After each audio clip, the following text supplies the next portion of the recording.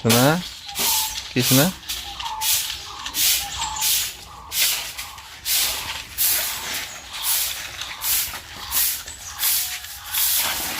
ঘরের মধ্যে ট্রাঙ্কের নিচে এই যে কতগুলো করে মাটি তুলেছে, এই দুধ দেখো, অর্ধেক বের করলাম আর অর্ধেক আছে এখনো পরে।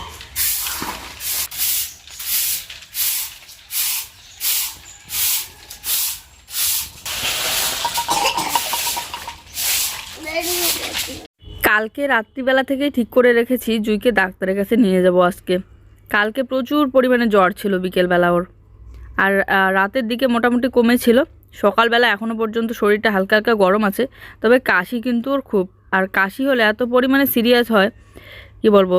আর জুয়ের পাপা বলতেছিল যে ডাক্তার দেখাতে নিয়ে গেলেই ওকে টেস্ট হয়তো করতে দিবে, না হলে এক্স রে করতে দিবে। কেননা ওর হচ্ছে বুকের যে একটা সমস্যা ছিল, নিউমোনিয়া ছিল, সেটা তো আমরা জানি। তো যাই হোক, সকালবেলাকার বাসি কাজকর্মগুলো সেরে এদিকে 1 কাপ করে চা বানিয়ে নিলাম, দুধ চা। আর কালকে রাত্রিবেলার জুইয়ের ভাগেরটা ছিল, মানে জুই বেশি একটা খায়নি, ওর যেহেতু সর্দি কাশি হচ্ছিল তাই খাওয়াইনি।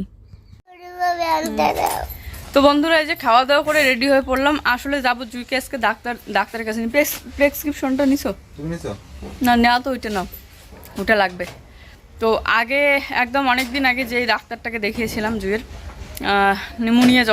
নিউমোনিয়া ধরা পড়েছিল, তখন যেই ডাক্তারটাকে দেখিয়েছিলাম আর যেই ডাক্তারের কাছ থেকে ওষুধ নিয়ে আসি মাথা হয়, ওই ডাক্তারটাকেই দেখানোর জন্য নিয়ে যাচ্ছি। ফোন করলাম তো 5টা পর্যন্ত খোলা আছে। এই যে এখন দেখতেছো সুস্থ, বিকেলবেলা হইতে হইতে আবার জ্বর চলে আসে। এত জ্বর আসে পুরো মাথা একদম গরম হয়ে যায়। জলপট্টি দেই, ওষুধ খাওয়াই, তারপরে কমে, তারপরে আবার হয়। তো এই জন্য অনেক মোটামুটি 4-5 দিনের মতো হয়ে গেল, এরকম করেই চলছে। ওষুধ খাওয়ানোর পর কমে, আবার হয়। তো ভাবলাম আজকে ডাক্তার দেখিয়ে নিয়ে আসি। তো চলো, এই যে যাচ্ছি, ওই যে সামনের দিকে চলেই গেল। কিছু বলবা? চলো। 1 বছর আগে মোটামুটি দেখিয়েছিলাম জুয়ের যখন সর্দি কাশি ছিল, আর 1 বছর পরে আজকে নিয়ে যাচ্ছি। আর মাঝখানে ওর সর্দি কাশি লাগলেই ডাক্তার দেখানো আর হয়নি। প্রেসক্রিপশনে যে গ্যাসের ওষুধ লেখা ছিল ওইটা নিয়ে এসে দিলেই কমে যেত, কিন্তু আবার হয়ে যেত। কিন্তু এবার আর ওষুধ নিয়ে আসা হয়নি, গ্যাসের ওষুধ। ভাবলাম যে এবার ডাক্তারটাই দেখিয়ে নিই। আর জ্বর তো চলতেই আছে 3-4 দিন ধরেই ওর, মানে কমে আবার আসে। তো এই জন্য ডাক্তার দেখাতে নিয়ে যাচ্ছি। ব্যাগ নিয়ে নিয়েছি, ব্যাগে হচ্ছে জুয়ের জন্য গরম জল করে নিয়েছি, জুয়ের বোতলে, স্কুলে যে বোতল নিয়ে যায় পাইপ লাগানো। আর এই যে ফ্যানটা কালকে নিয়ে এসেছিলো জুয়ের পাপা, ছোট্ট একটা ফ্যান, ওটা জুই দেখে ছাড়ছিল না, তো ওটাও নিয়ে নিলাম ব্যাগের মধ্যে ভরে। তো এই তো আমরা চলে আসলাম, বাস থেকে নেমে পড়েছি, এখন যাচ্ছি হসপিটালের দিকে। হাসপাতালের সামনেই বসে ডাক্তার। এই ডাক্তারটা হচ্ছে শিশুর ডাক্তার, অনেকেই হয়তো চেনো, বিশ্বজিৎ সাহা। যারা যারা মাথায় থাকো তারা হয়তো জানো। তো আর এটা হচ্ছে হাসপাতালেরই ডাক্তার, প্রাইভেটেও দেখে আর কি। তো চলো, বাস থেকে নেমে টোটো ধরে আমরা যাচ্ছি হাসপাতালের দিকে। তো একটু একটু তোমাদের সাথেও শেয়ার করতেছি যতটুকু পারতেছি।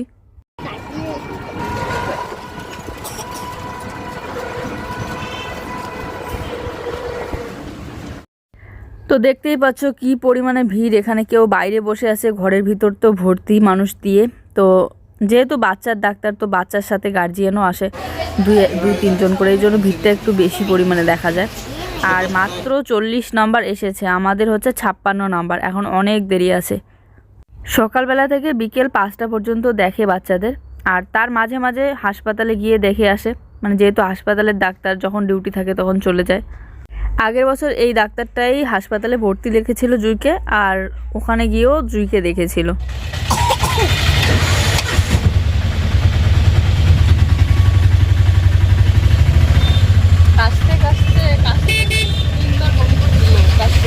তো ডাক্তার দেখানো তো কমপ্লিট, আমরা এখন যাচ্ছি বাড়িতে অটো ধরে। আর কাশতে কাশতে ডাক্তারের ওখানেই 3বার বমি করে দিয়েছে, কেননা ওখানে ফ্যান ছিল, তো ঠান্ডা লেগে গিয়েছে। তো বন্ধুরা, আমরা ডাক্তার দেখিয়ে আসলাম, আর এসে যে স্নান করে নিলাম। আসছো, চলো তোমার হাত মুখ ধুয়ে দিই। জুয়ের ড্রেস চেঞ্জ করিয়ে দিয়েছি, ওকে এখন হাত মুখ ধুয়ে দেবো। আর আসার পর যে জামা কাপড়গুলো বেরোলো সেগুলো একটু ধুয়ে দেবো। আর কি বলতো, এক্স রে করতে বলেছে বুকের, আর রক্ত পরীক্ষা করতে, ব্লাড টেস্ট করতে বলেছে আর কি।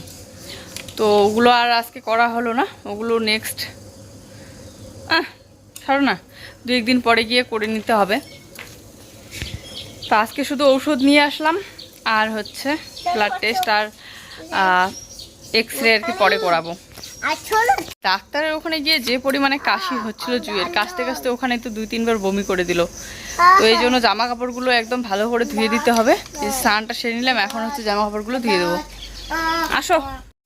হাসপাতালে গেলে বা ডাক্তারের কাছে গেলে এসে যদি জামা কাপড় ভালোভাবে ধোয়া না হয় আর স্নান টান না করা হয় তাহলে কেমন যেন একটা লাগে। আমি কিন্তু যাওয়ার আগে স্নান করেই গিয়েছিলাম, তবুও এসে যে স্নানটা সেরে নিলাম আর জুয়ের হাত পাগুলো ভালো করে পরিষ্কার করে দিচ্ছি, কারণ ওখানে প্রচুর পরিমাণে ভিড়, তো একটু নোংরাও থাকে। কেননা যারা যারা আসে সবাই সবার অসুস্থ বাচ্চাকেই নিয়ে আসে, কারো জ্বর, কারো পেট খারাপ, তো কারো বমি, তো এরকম করতে করতে জায়গাটা নোংরা হয়ে যায়।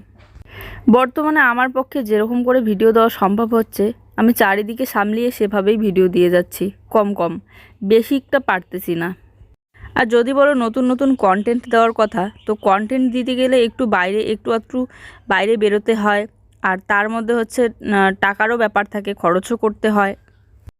এই দুটোর মধ্যে কোনোটাই আমার পক্ষে বর্তমানে সম্ভব না, কারণ আমি এমন একটা পরিস্থিতিতে বর্তমানে আছি, না আমরা বাইরে এখন কোথাও যেতে পারবো, না টাকা খরচ করতে পারবো কন্টেন্টের জন্য।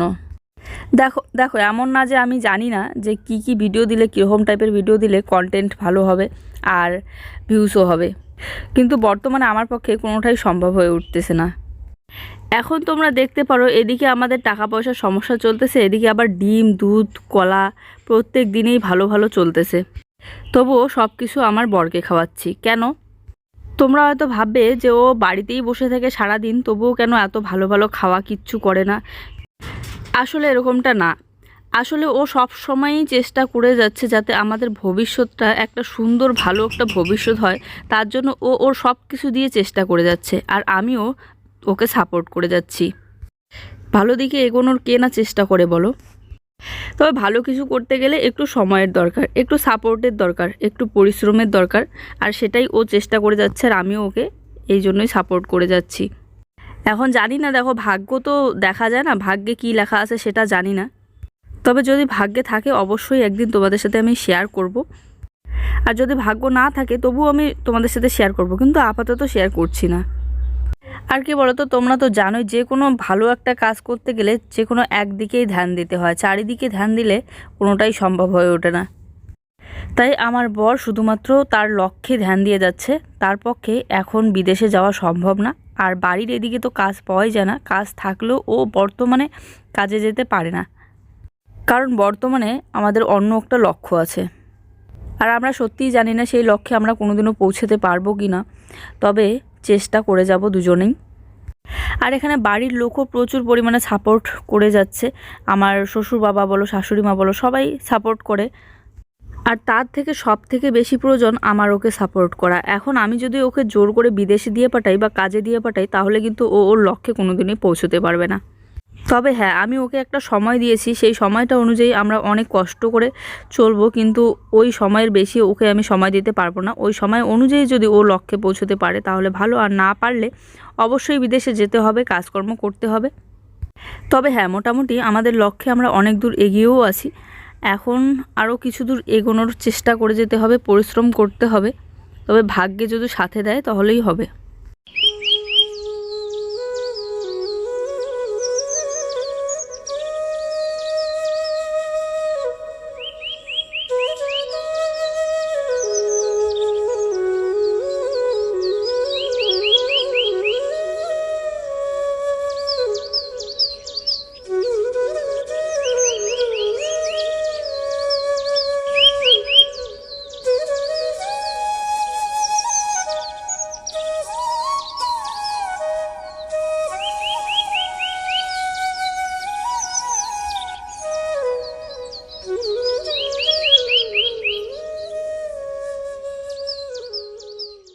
তো এদিকে দেখতেই পাচ্ছ জুয়ের গাদা গাদা ঔষধ, কতগুলো ঔষধ নিয়ে আসলাম আজকে, আর আরও তো টেস্ট করালে আরও হয়তো বেশি করে দেখে দেখে ওষুধ লিখে দিত, কিন্তু আজকে যেহেতু টেস্ট করানো হলো না, আজকে আপাতত এইগুলোই, আর এই যে 2টো গ্যাসের প্যাকেট দিয়েছে, এই 2টো দিলেই জুই অনেকটা সুস্থ হয়, এটা অনেক পাওয়ারই।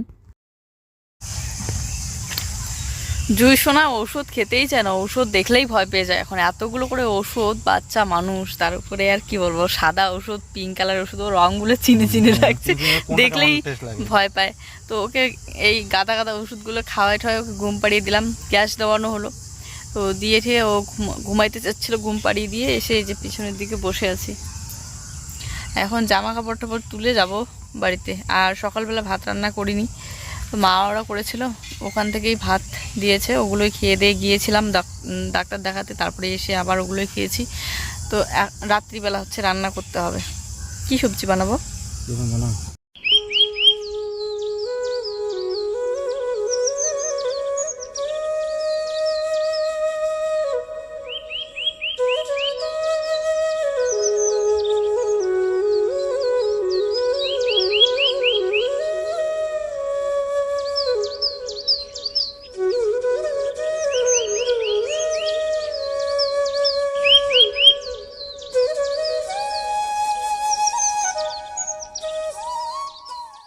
তো এই দেখো সন্ধ্যা লেগে গিয়েছে, এখনও জুইসোনা ঘুমোচ্ছে। আসলে শরীরটা খুব ক্লান্ত হয়েছে ওর, আর তার মধ্যে শরীরটাও ভালো না, ওষুধও অনেকগুলো খাচ্ছে, তো এই জন্য ঘুম পায় প্রচুর, সারাক্ষণই ঘুমায়। যাই হোক, রাত্রিবেলা ওকে তুলে খাওয়াইতে হবে। স্যালাইস নিয়ে এসেছে, তো স্যালাইস খাওয়াতে হবে। আর দুধ তো একদমই খাওয়ানো যাবে না, কেননা ডাক্তারবাবু বারণ করে দিয়েছে ডিম, দুধ, কলা, ঠান্ডা কোনো কিছুই না খাওয়াতে। তো এদিকে ডাক্তার দেখিয়ে আসার পর জুয়ের পাপাও স্নান করে চলে গিয়েছিল দুধ নিয়ে আসতে। এদিকে দুধ নিয়ে আসলো, এখন দুধটা জাল দিয়ে নিচ্ছি, না হলে পরে ফেটে যাবে। অনেকক্ষণ হলো জাল দেওয়া হচ্ছে না।